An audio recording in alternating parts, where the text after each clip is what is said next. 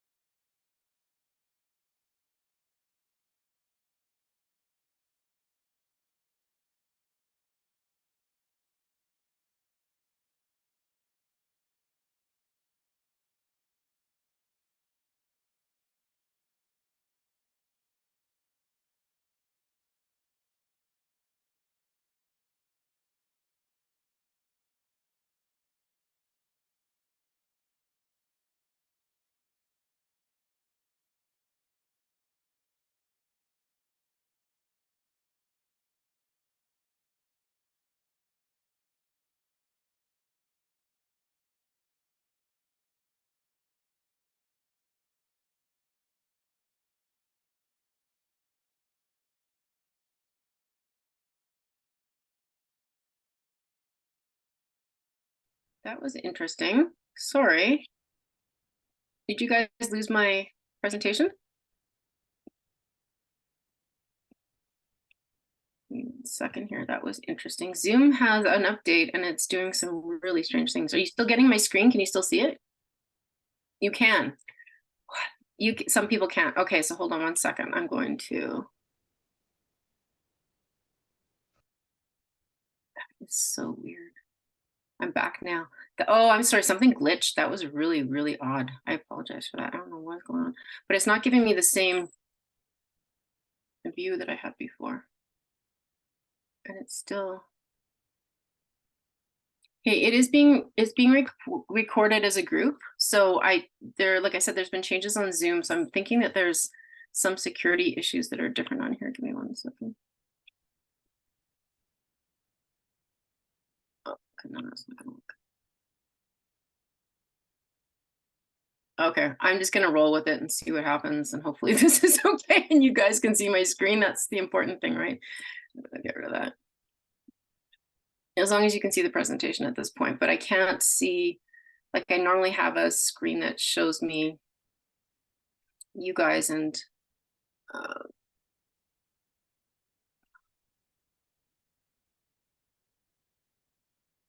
usually I can see all of you as well with the chat, and I can't see that right now.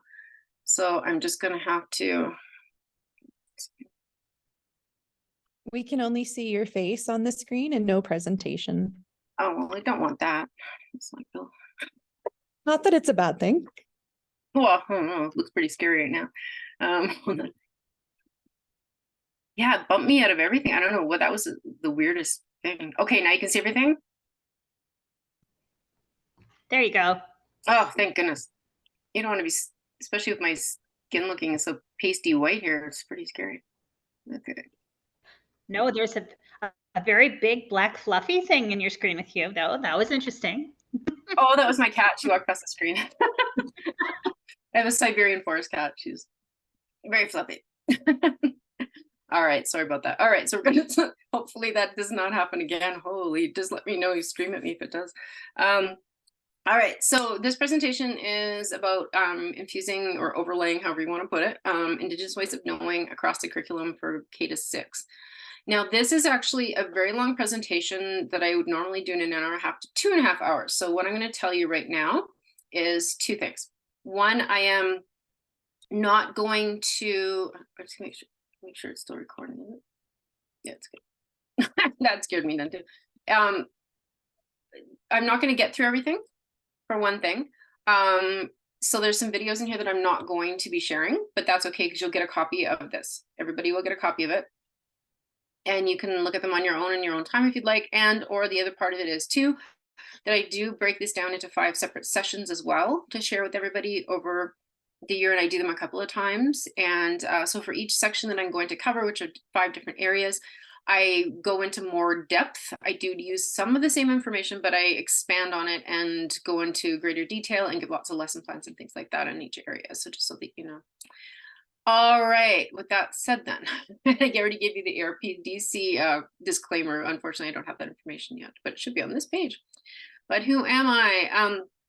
For those of you who have never attended one of my sessions, and I know there's new teachers, there's people who weren't involved in this area last year, or just didn't have time to be focused on this at all.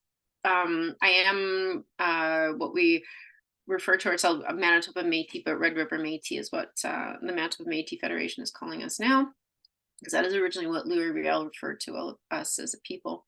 That picture there, that handsome gentleman sitting on the bench is my great-grandfather, James Mowat, my grandpa's dad.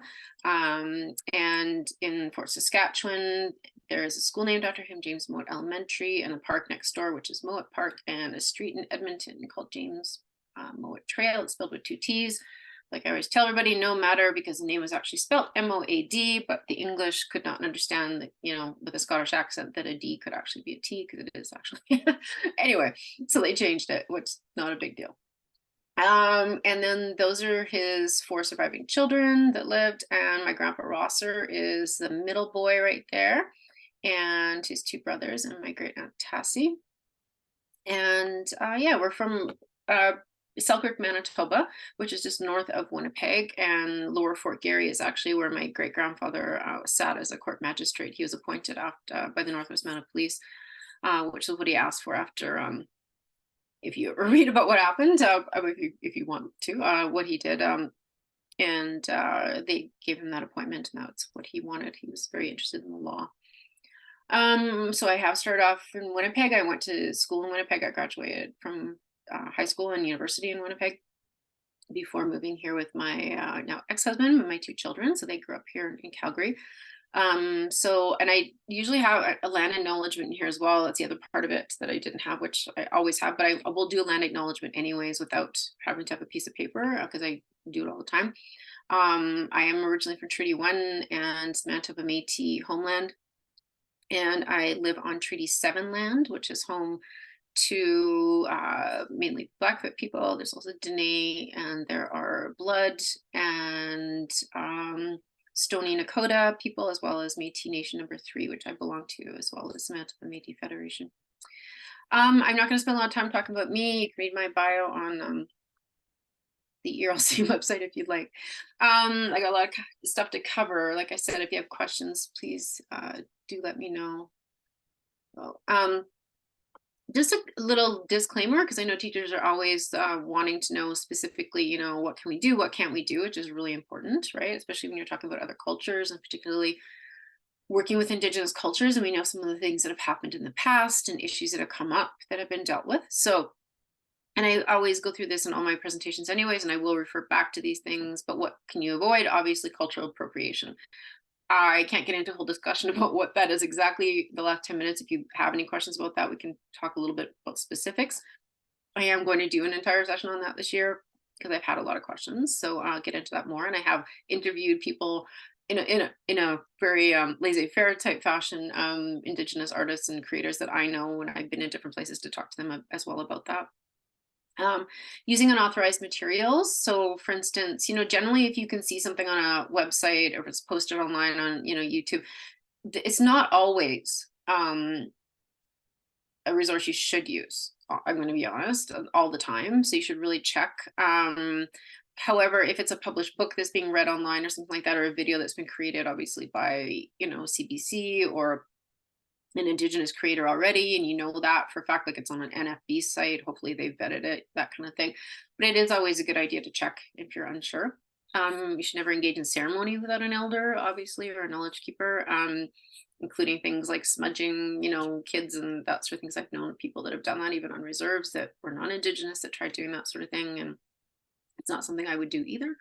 Disrespecting Indigenous stories by referring to them as legends or myths, and I don't have time to get into that either, but that's kind of a pet peeve of mine. But do include storytelling. Look for those authorized or published stories, or if you've heard a story, you've been in an Indigenous ceremony or event, but always ask if it's okay if you can share that. I'll talk a little bit more about that. Land-based learning, or now we're starting to refer to it as culturally based learning. I just learned last week from a colleague.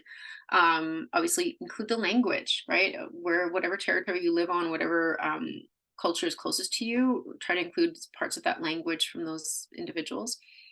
Ways of knowing and being, and that's a lot of what we're going to talk about today. So there are some holistic practices that you can include without having to have an elder or knowledge keeper. And I know this is an issue that has come up in different presentations that I've had. I even had a teacher say they were told, and I'm not sure if it was a division of the school, I think it might have just been the school, that they weren't allowed to do anything that was referring to anything about being Indigenous without having an elder knowledge keeper there. And I was like, wow, that's really tying your hands, because there's so many things you can include that you don't have to have those people there. If you've got them and they are willing to come in, or you're able to access them, that's all the better, right? That's great. But, you know, we don't have the time, the energy, first of all, to get all that done. Plus, there's only so many elders to go around, and especially after COVID, we lost a lot of them. And you know, when things happen in our communities, they need to be there to help their people, and so that might not always be logistically possible, unfortunately.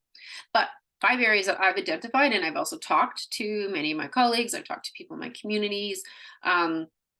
And these are the 5 areas that I've come up with that we think are pretty safe for people to work with, you know, within the right parameters. So the sharing circle, the medicine wheel, 7 grandfather teachings, or Indigenous, Anishinaabe refer to them as the 7 sacred teachings, land-based learning or culturally based practices, and storytelling. Now, I just want to preface all of this with the importance of a circle. And I'm not going to read all this to you, but the only thing is I did make up my own quote here. Well, it's my quote, so I guess I did make it up. But the middle one. So to me, as an Indigenous person, as Métis, I look at the circle being, it's that physical manifestation of life's journey, right? So we're all creations in that constant cycle of birth and rebirth for, you know, how many generations. You know, the example is a forest, and the tree falls and begins to decay. But in its lifespan, it sent out seeds for reproduction, its root found moisture and changed the terrain of everywhere it went. It communicated with other trees, and I'm not crazy, there's scientific proof for that. It provided a home, food, and shelter for various life, and so much more.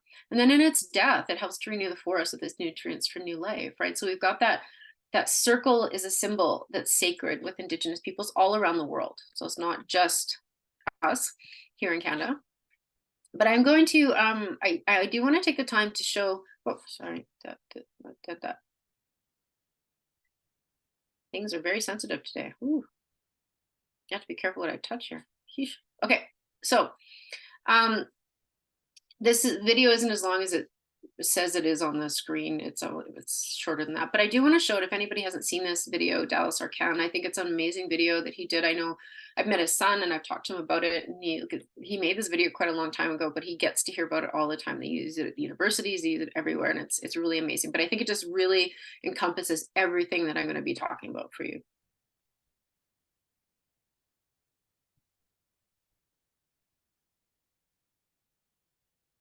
Oh, why? Sorry. I simply touched the screen lightly. I'm not going to do anything now. Holy.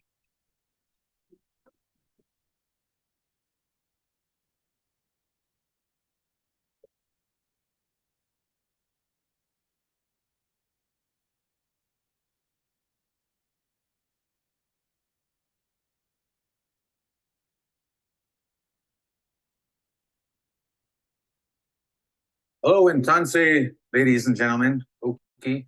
First and foremost, I would like to acknowledge the Blackfoot people. The Blackfoot Confederacy, Calgary, is known as the Treaty 7 territory, and I would like to acknowledge the ancestors of the Blackfoot people, for which we walk with the utmost respect on their traditional lands.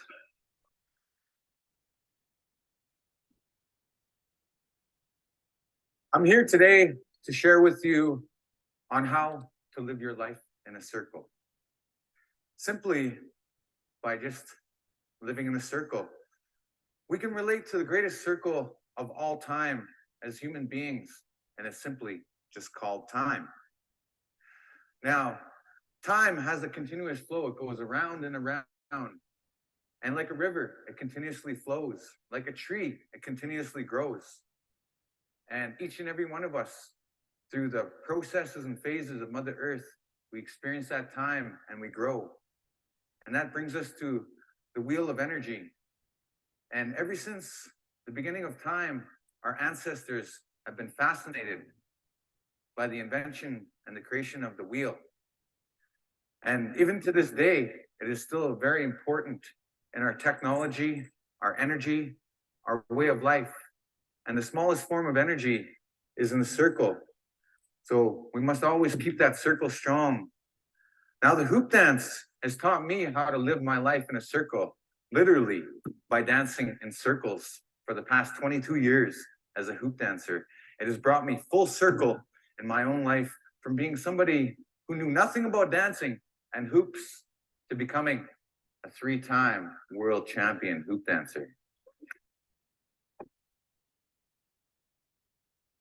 Now the hoop dance has saved my life because when I was 13, I ended up in jail and I ended up in a bad path in my life.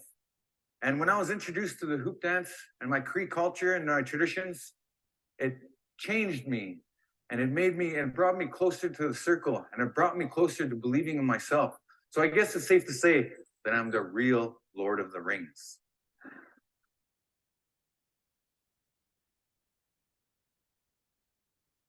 Now I'd like to share with you these sacred circle teachings that we have with the hoop dance.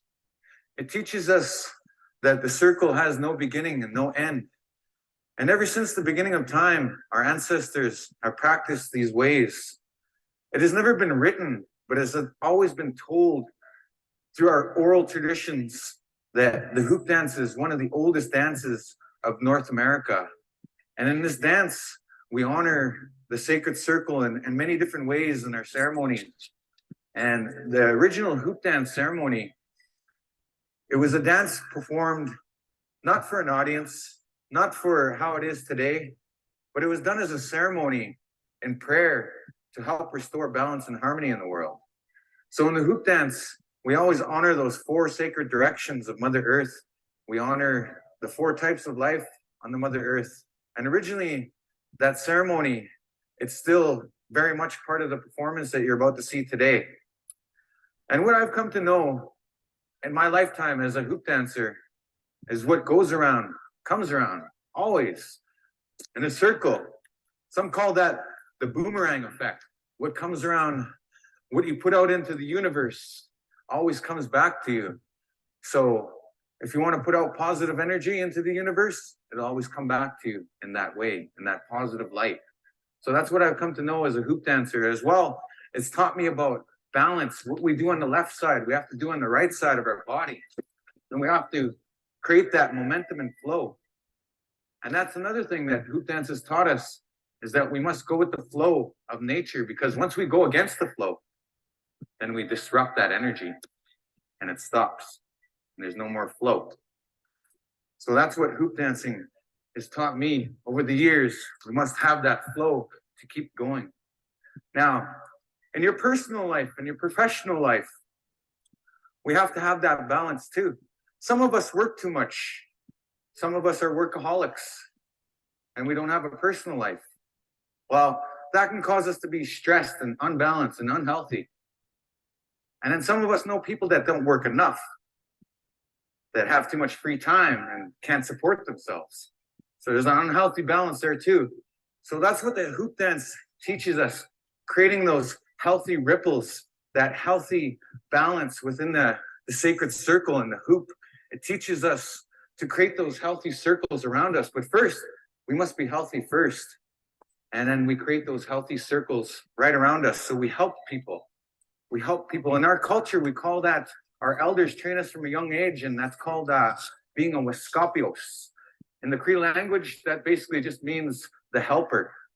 And the role of the Weskapios is to help out with the Sundance Lodge or the Sweat Lodge or the feast or the ceremonies or everything that is part of our culture. And it's very highly respected role to play as a Weskapios, and that's what I am. I'm a Weskapios as well. So when I go back home, I help out. I help out with our ceremonies. I help out with our elders. And I'm always willing to help somebody who is willing to help themselves. And that is the role of the Weskapios. Not only just being a hoop dancer, but it's all part of our medicine wheel, our culture. And in the medicine wheel, we have the 4 sides, the 4 parts of the medicine wheel to represent for those 4 sacred directions of Mother Earth. And in the medicine wheel, what is it? It teaches us about the 4 parts of ourselves, which is the physical, the mental, and the emotional, and the spiritual. And that makes a whole person. And that brings us to the 4 parts of a person, which are the spirit, because when you're born, that initial spark of life that happens inside of your mother's womb, that's that spirit that comes in. And then eventually your body starts to form, and then you're born into the world, which brings us into the physical part, your body. And then after that, after you're born and you start to experience the world, you learn your language and you learn how to use your senses. Basically, that represents for your mental side of yourself. And then last but not least, the 4th part is the emotional, how we react to the world around us, how the world shapes us as an individual, and who we become to be based off of our emotions and what we know and who we are. Now, as a musician, I've come to know that music is a universal language of the world. Everybody can understand that. And everybody has their own key. But the key is to stay in tune, which teaches us about balance again. So I've come up with these 4 keys in my experience as a hoop dancer and with my culture, learning the Cree traditions and the culture. Is the first being awareness. We got to be aware of ourselves and our environment. The next being balance. We have to balance those elements of the medicine wheel to keep ourselves balanced. And then the next part being purpose. We all have to have a purpose in life. And then the last being respect. Respect all things. Respect yourself. Respect your neighbors. And that just keeps going around and around and around the circle. Any which way you want to take it, you can take that any which way you want to go. Now, for the hoop dance, it also connects us to the Olympic rings that you see the athletes and during the Olympics. And those rings are different colors. And those are the same colors that are the primary colors of the earth. And those colors, they represent for the colors of the world. So with those Olympic rings, we can connect them to unity because they're all connected. But then when we bring it back to the hoop dance, it also represents for those 4 directions. And we see those 4 directions throughout life in Mother Earth and everything that exists in Mother Earth. And so when we work those circles together, we reconnect the circle because somewhere along the line, the circle has been broken with human beings and nature. So we need to find how to reconnect that circle simply by just studying and living in a circle. So my advice to you, based on the things I shared here today, is you need to find somehow, some way to become one with nature, to reconnect in that circular world, because we don't just live in a linear world. It's evident in the universe. The earth is in a circle. The sun is in a circle. And all the beautiful creatures together, they're all part of that circle of life. So my advice to you is start following that. Start following that circle. It's there to guide you to live a healthy and balanced life. And soon you will realize your potential, your dreams, and you will start to live in a circle. Thank you. There you go. So I'm going to go ahead and go to the next screen because it'll keep going. So I do like to use that video. I think that he really sums it up quite well and with that great visual. And I know I'm very visual myself. And all the things that I'm going to share with you now in regard to, first of all, the sharing circle, and then getting into the medicine wheel. And it kind of means that I don't have to explain as much either, because I think he does it very well.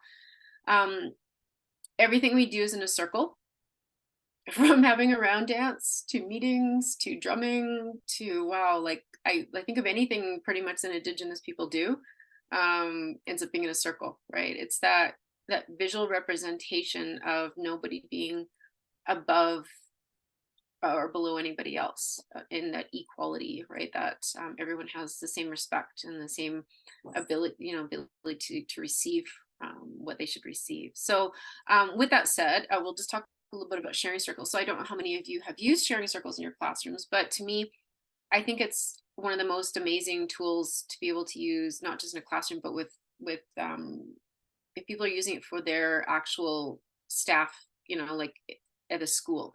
I think it's a great way to eliminate a lot of misunderstandings and have everybody understand the same respect with each other, and Yeah, I mean, I personally can't say enough about it, but I think that it's great. I even know when I was subbing sometimes the CPE in between positions that I had, term positions, there were teachers that used it with the very little ones, and that was also used at, you know, like with the very high needs kids that were in the special schools that, you know, were there because they might have had criminal activity, that sort of thing, and it's very severe mental health issues. And it was amazing what it did for them as well. So those were kind of my first examples of seeing that done in a school setting, which I'd never seen before. But yeah, I'm not going to again get into reading all this, but you know, if you've ever seen a sharing circle or videos of it, people, you know, find an object they want to pass around. Most of the time it's a feather. I've at the dollar store, they would sell those rocks that have, you know, faith, love, share, whatever it might be on there. And I might use one of those with the younger kids. But if you have a feather, you could pass that around as well. It's used, you know, we in the East it was wampum belts, peace pipes, all those things were done in circles. And just to give a little bit of information for you guys to understand where it came from in schools. Originally, it was kind of the hippie movement in the 60s, 70s that borrowed it from Indigenous cultures. Because if you've ever seen pictures of Woodstock, they were really great at appropriating Indigenous culture. They didn't know that's what they were doing, and I know it was a long time ago. But they were just fascinated by Indigenous culture in general, a lot of the hippie movement. And so they saw this sharing circle idea, which it didn't really have a name. There was no talking circle, sharing circle name for it. It was just we met, people met in a circle, right? But they used this as, you know, as a really great idea to do this. And then so we're talking places like San Francisco, the Bay Area, right around Berkeley. So that university really glommed onto this idea, having seen the hippie movement using it. And so there were so many students that were there involved in this. And so it became part of pedagogy across the United States and into Canada in some places at that time. But with the advent of all the bad stuff that happened, you know, with a certain crazy person, I don't like to mention his name, but that went off and killed a bunch of people and became kind of a representation of all the bad things that could happen with that kind of life. It really became a kind of the evil thing to do, right? So we've kind of come back into that as we've been learning more about Indigenous cultures again. And again, I'm not going to this is a video you can actually watch. I'm not gonna go past it. Watch on your own if you'd like. When you get this. No, sorry. Oh, so somebody just asked a question. It's okay to pass on an eagle feather. Yeah, I think it really I'm gonna say it depends on how you receive the eagle feather. Generally we only use eagle feathers in ceremonies. I don't have a definitive answer for you for that one. I'm sorry, but I mean I use a turkey feather, just for general usage. I don't see a problem with it as long as you perhaps acknowledge the feather and explain to everybody what it is and how they need to be very careful with it and that it's a sacred object. That would be my best advice. But if you wanted more, you could ask an elder or knowledge keeper that was close to you. I don't think there's a problem with it. I have a friend who has many eagle feathers. She actually will trade with me to get one from her. So you don't just have to find them or be given them either. So I would say as long as I think as you always explain everything to people so they understand the significance and the sacredness of an object, that's the important thing. That's what I'm going to say. So I do have that video in there if people want to watch about, yeah, no problem. About sharing circles. But like I said, I don't have enough time and I'm probably going to run out of time as it is with all the technical issues that I had. But I do have on here as well a couple of things that I can share. I'm just going to show you the one right now in terms of time to save time, because I think this is probably the best resource, but I've got a couple in here about sharing circles that will help you use a rain stick. Okay, for doing, yeah, passing around. Yeah, there's different, that's the thing. There is actually, and I've read a couple things about appropriation with talking circles and that sort of thing. I think if you've genuinely got it from somebody else that, like you said, is an Indigenous artist, that was in the chat again, sorry guys, or if you've made one and you've done all the appropriate protocols with making it and represent it as such, then it's okay to do that. I know it's a little bit hard. I'm going to talk a little bit more about that with the session I do in appropriation. But I do want to show you guys this resource. So this is actually really cool because I love this one because it gives you an idea if your entire school could do it, or if you wanted it for your classroom. It has basically 10 days set up of using a sharing circle, and it starts off with even doing it with your school as a staff and that sort of thing, but it goes through and gives you lots of great ideas. There's also a lot of good books and things like that out there as well that you can use. Somebody use in the chat.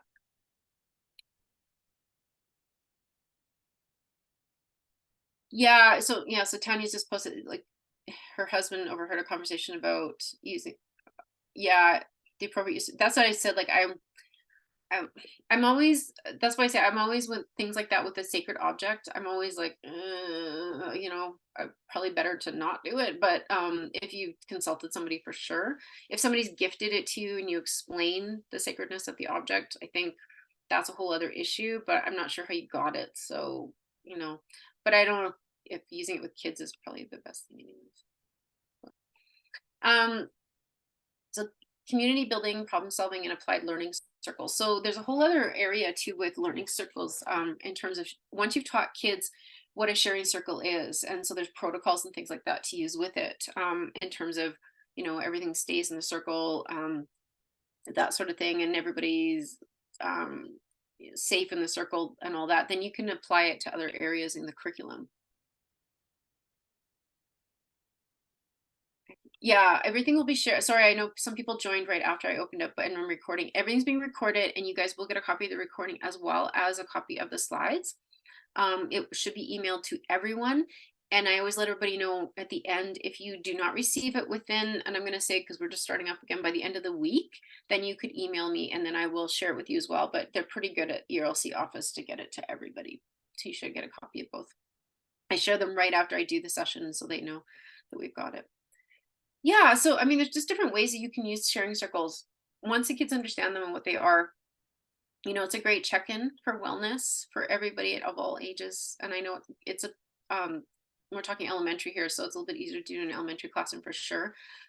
Behavior management, because I think there's lots of times kids get into conflicts, and if you understand what a sharing circle is and how to use it, then you can always, the kids themselves can even call a sharing circle if they're having a conflict, and that way it's resolved in a peaceful manner.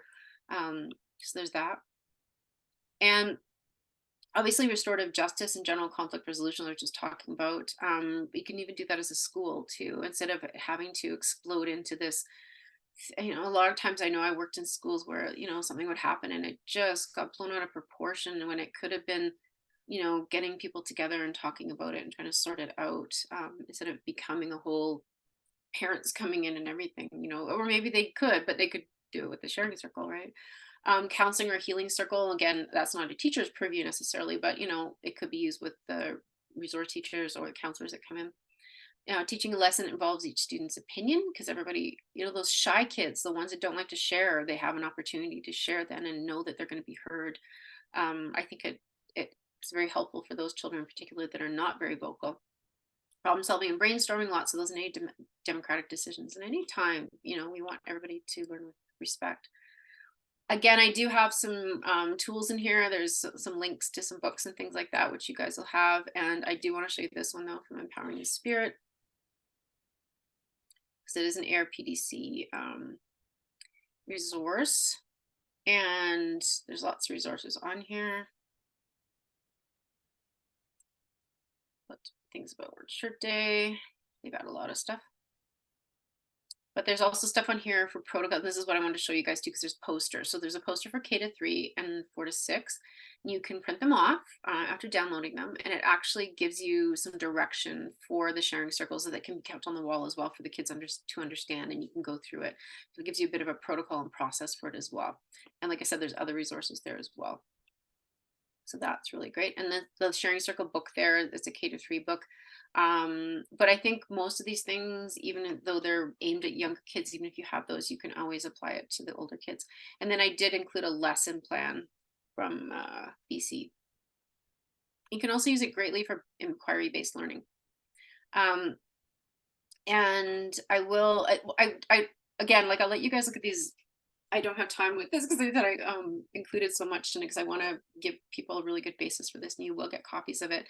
But in true Indigenous fashion, where questions are usually asked in an open-ended way, because you need the person to understand themselves. They need to search for the answer. You want, I don't know how to explain it in a better way. Like I even as a child, I remember my grandfather would, like, if I'd ask him a question, he would just show me something, and then like if I wanted to do something, he'd show me, and then if I did it wrong, it wasn't like he would get mad at me. He would just show me again, until I got it right. And it was never like, oh, you're wrong, that's bad. I never got that at all, and it was just, there's no failure. There's just like, it's kind of like Yoda. There is no failure. There's only do, kind of thing. Not exactly the quote, but you know that idea. And so I often laugh and say, yeah, that's, elders are a lot like Yoda-isms kind of thing, right? And so I did include a link as well for you to look at this and see how you can do a knowledge building circle. And it's, I guess I'll open this one up to show you just briefly because it is really, really cool. And there's a link to like teacher pay teachers, but obviously you don't need to do that sort of thing. Not that I'm dissing them, because people have to make money somehow. I know American teachers particularly do not get paid well at all. It's just talking about wonder walls and knowledge building circles, and she just goes through and gives you like step-by-step process, and using artifacts and sharing and asking wonder questions and the recording and modeling and then sorting and classifying. Like, I don't want to get into all the details, but like, it's just a really cool plan, and I think it can be applied to any plan that you're doing when you're working with kids. So I think in terms of doing knowledge building, so I just want to show you that. And then core area subjects, right? Like ELA, particularly, I think that you can use, this is leading into storytelling, which is we're going to talk about. And how do you build stories? You can build a story in a circle too, right? You can do all that. Now we're going to talk a little bit about the medicine wheel. Now he covered it really well in that video, so I don't need to go into all the details. Just so that you know, when I'm doing this, it's a very generic medicine wheel. There is a different way of using the medicine wheel for different cultures, even within, let's say, the Cree culture. Like, I have worked with different education authorities, and even within that group of authorities, they have different teachings. And you know, so you really have to go to your community, and I always say go local. Look at the people that are around you and talk to them if they're willing to share that. If they're not, just use the generic one. That's what I always say to people, because you can't go wrong with that, as long as you explain to children that this is not a particular culture within the Indigenous groups of Canada. This is a generic one. There are different colors that are used sometimes too, as I'll explain that to you.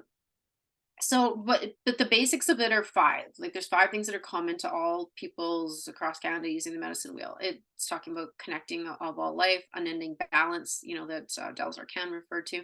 Sharing and organizing of knowledge is in there, because there's lots of information that's involved. The sacred number 4 for Indigenous peoples, and then many parts make a whole, like as an us even being part of it.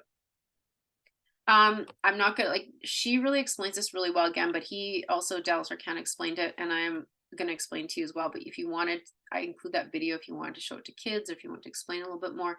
This is the generic one from the Bob Joseph website. Now, Bob Joseph, if you know, wrote 21 Things You Should Know About the Indian Act. And he has his own consulting company that works with different companies, particularly in Ontario, in regards to, you know, effectively dealing with different Indigenous groups they may work with, and how to be culturally sensitive. So this is what he's done, is he's gathered all of this.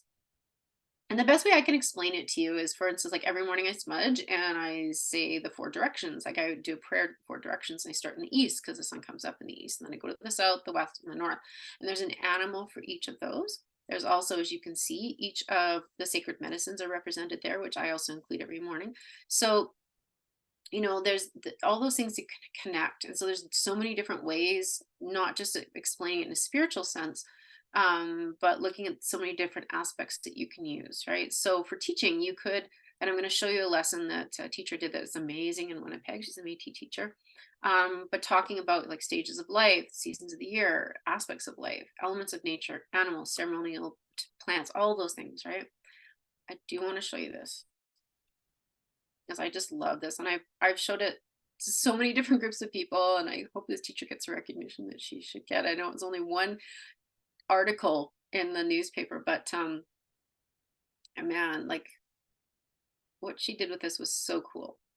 And the reason I think it's so cool is because it really brings together all these things, a real meaning, right? She got the kids themselves to come up and as you can see, they're working out there, but here's what she did. They brainstormed together. And instead of calling it, you know, those 4 directions, what she did was with the mind, the heart, the spirit, and the body. And spirit just being like you as a person, like basically what is it that who you are as a person, right? Because it doesn't have to be that spiritual sense, because we're not doing that in public school particularly, and in Catholic school or faith-based schools, you have your own way of identifying that. But you know, got the kids to come up with their own classroom rules, which is something we always do with kids, right? At the beginning of the year, we want them to really follow those rules because they came up with them, and that's the only way we want to follow rules, is if we do that. But I love how she did this with the kids, and then they took it and they organized it onto a medicine wheel, so it was represented in their classroom, just like that. And then the kids put it up, and then in the story, if you read the article later, there's a little boy that came into the classroom who was Indigenous, and came in later after all this was done, and the first thing he did was point it and go, "You have a medicine wheel," and he felt included. He felt like he was in a place that would be good for him. And so that I just think was such a cool thing, that you know, you can not only teach non-Indigenous kids about these things, but you can also make the Indigenous kids that come into your classroom feel very welcome. Then I did include, like I said, lots of other ideas, and there's some medicine wheel pedagogy. I like to include that for teachers so that you understand the background of it, and then some a couple of lesson plans and just a bunch of loads of ideas for you to use. And like I said, I've got some general ideas, right? Wellness is an obvious one. For health, I do a whole session on using the medicine wheel just for health and wellness. Classroom management, again, you know, getting the kids to organize that stuff, looking at all the different areas that you could use a medicine wheel. And once they understand what a medicine wheel is, then you've got that right there. Now the 7 grandfather teachings, again, I'm not going to, I do include, there's a video in here, but it's not coming up. Anyways, it's all good. There are 7 guiding principles, and so I'm going to go to the next one. I am going to show you something, because I worked on this with the SPCA in Edmonton, and they are lesson plans. So if you don't know what the 7 grandfather teachings are, the story is that there was a basically, if you think kind of the idea of Moses in the mountain and going up and getting the 10 commandments, so similar kind of idea, in the sense that the whole world was misbehaving and not living the way Creator wanted them to. So Creator had the 7 grandfathers or spirits contact or find this little boy who just was born. Okay. And he was innocent, obviously, and they chose him to carry the 7 grandfather teachings, and basically from the age of 7 until 49, when he received his last teaching, as it would go, he received contact from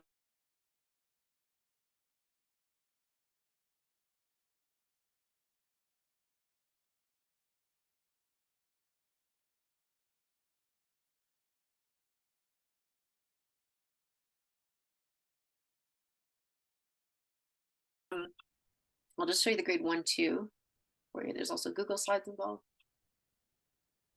Let me in the chat. Oh, am I still frozen?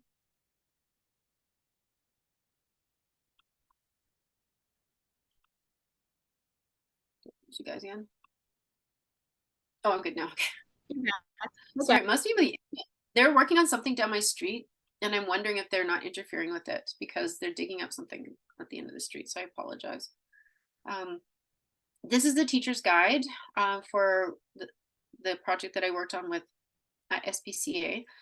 Basically, I consulted with them to just make sure that they were including Indigenous ways of knowing and being properly. But I just want to show you, it lays it all out. Each day there's slides, there's video references, there's all the information on, there's questions you can ask the kids. There is visuals, which I'm going to show you, but like I'm just showing you, they did a phenomenal job. Like I didn't do all of this. They worked on it together. They credit me for so much of it, but like I said, I just made sure they were following the right way about going about it. But it's basically, it's over a week of teaching, right, or 10 days. So the next thing I want to show, oh shoot, go back here. I'll put those back. And then the guide, the activity booklet that goes with it. like I said, this is 1 to 2, and there's also one for 3 to 6. And they're very similar, obviously, but just older. And so they, you know, with making those connections with the kids so they understand it. They have the song in there about love, respect, honesty, all that stuff. Anyways, so you can look at that, but it's a really cool resource. So there's that, and it's a really awesome one as well for character education. I do a whole session on character education using this and getting into great detail about the resources, and there's so many amazing things that you can do with this. Sorry to rush, but I know I'm not gonna have much time at the end. I'll probably stay a little bit longer at the end if you guys want to, if you do want to talk. Storytelling. So storytelling is integral to Indigenous cultures, right? There was no writing, there was nothing, everything is a story. Dances are stories, songs are stories. All of the things that we do are stories because those things were done to carry those generations forward. You have thousands of years of the same stories being told from generation to generation to generation, which a lot of has been lost through colonialism. And so a lot of the regaining of culture is to regain these stories and to make sure that they're not lost. Many are being written down, but there's something that's lost in that, especially when they're written in a different language other than their original language. The language is integral to that. And I do a different session on that. Like I can't get into too much detail about that, but I'm learning Cree. My grandpa spoke Cree. A lot of Scottish Métis, that's what they spoke. They didn't speak Michif. And the things that I'm gaining from that, just even on a spiritual level, is amazing because there's so many things. Like I said, you can't say in English that you can say in other languages, not just Cree, other languages, period. But I'm sure many of you have seen this meme somewhere, but you know, that story of the two wolves, right? Talking about this Cherokee elder with his grandson and talking about, you know, that battle between the two wolves inside of us. One's evil, it's anger, jealousy, greed, resentment, inferiority, lies, and ego. And the other's good with joy, peace, love, hope, humility, kindness, empathy, and truth. And then, you know, he says which one wins. You know, that's that open-ended lesson, right? The one you feed. And so those are our stories. Our stories are meant to make you think. Our stories are meant to have you make decisions about your life, because everybody's journey, there's no evil, there's not good or evil really in the sense in the story, in the sense that, you know, what you choose to feed, but at the same time your journey is your journey, and so that's part of it, right? So that storytelling is passed down from generation to generation, and like I said, the language can't be separated from that. Elders tell, and again, there's videos in here when I don't have time to get through all of them, but elders tell stories in such a gregarious way. And if you ever get to watch Elder Hazel from Royal Saskatchewan Museum, especially for the little ones, she's amazing. You know, and just getting into those stories, and I encourage everybody to include stories in the classroom, because it also increases that oral expression for children, especially those that might be shy. Understanding a story structure. Indigenous stories are very different story structure. I can't speak today. You know, learning different cultural stories. You can include other cultures, not just Indigenous, right? And then those active listening skills, because when we're in a sharing circle and we're learning stories, we have to listen. And I did include a lesson plan here that actually combines sharing circles and storytelling, so you can look at that. And there's some extra resources as well. And the last one I just have a couple minutes. Those land-based learning, again, I'm not going to get into the whole video on here, and it is with a university class. And like I said, we're moving to culturally based learning and recalling it that instead. And it was explained to me by my colleague is that there are places that say, like, for instance, like I've done land-based learning stuff. You can do it inside. Like I can have a rattle or a drum, and I can take that, and I can take the 4 directions. I can take the medicine wheel and explain to the children, these are things that are from the land and they're used from the land. I don't have to be on the land. It's the best if I can, but if it's 40 below outside in the winter and you want to do this lesson, you're certainly not going to take those children outside. And so we're calling it culturally based learning. So I'm going to start shifting over to that over the year, because a lot of grants and funding and things like that are tied to it in that way. When we call it land based, they're saying, oh, you're not on the land. So it's a very Western definition of land-based learning and understanding of what is actually going on. So just so you know when I use that language. But when I talk about land-based learning, yes, if you can get outside, that's awesome. I also talk about authenticity, right? So we want to make sure that we're doing actually Indigenous activities. And I use the word epistemicide, is really that taking of Indigenous peoples, not just here in Canada, across the world, off of their land, and putting them either into small areas or into cities and things like that. And really, when you remove people who've lived on the land, always you remove a part of them and you take that away from them, and it's severing their connection, and it really severs. It's a political move, right? And so gaining that back in the culture and the language comes with that. And because language is so tied to the land as well, that's also part of removing the learning of the language. So it's really important, I think, where you have the opportunities to do this is to get kids outside and talking about Indigenous ways of knowing, doing that, but not as an excuse for outdoor education, because outdoor education is also amazing, but it is not land-based learning. It is outdoor education, which is also great for PE, right? But unless you're doing like playing an Indigenous game outside, and that's land-based learning, because that would have been done outside and it's an Indigenous game. So this is my friend Jason, Big Charles. That's his, he likes to say his colonial name because that's not his Cree name. But he's also Métis, but he's lived on a settlement his whole life, and he's grown up with Cree ways of knowing and being. Again, you guys can watch this video if you like. He's gonna have 30 more videos coming out roughly this year. I'm so excited. He told me he did that last week. He told me about that, which is amazing. This one is actually, and it is for older kids, people, how they can make that connection. It's making rabbit and squirrel snares, but he actually uses geometry and algebra and all kinds of stuff in doing this. So I just like to show people that you can do math and science and all kinds of amazing stuff, especially on the land, using Indigenous ways of knowing and being. And Jason is a great resource, and he's so great at explaining all that stuff too. I love talking to him. I learn so much every time I talk to him. Again, though, if you have and you're really adventurous and your school's able to do more, they've got some funding maybe to do some really cool stuff. Getting an elder, knowledge keeper, land-based learning specialist like somebody like Jason to do that. Medicine walks. He actually does a video on medicine protocols on harvesting, and you can watch that, and he shows you, so you don't have to have somebody to do that with you, but you could do that with the kids if you wanted.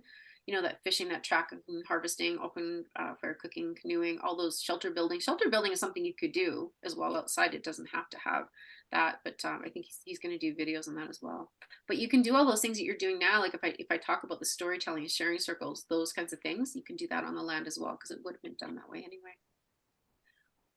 At the end, I know I've rushed through a lot of stuff. There's a lot of information you'll be able to go through, and if you want to get more details throughout the year, like I said, I expand on all this. But I really think that all students, non-Indigenous and Indigenous, benefit from Indigenous ways of knowing. There's that element of experiential learning.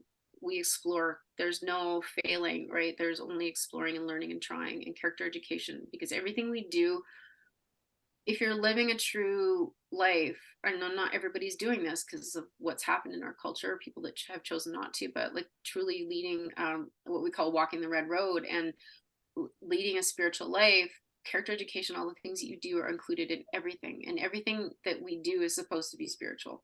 Not that you're going to say that with the kids necessarily or teach that to them, but it's just part of it. So that lends itself hand in hand with character-based education, right? Those connections to other people, because everything we do is about relationship, and then there's environmental stewardship, restorative justice methods, a holistic approach to wellness, just understanding the interconnectedness of school subjects as well, because we didn't do things that were separated. Like things are not separated at all, right? Like everything is done together. So with that, I'm going to stop recording so that people want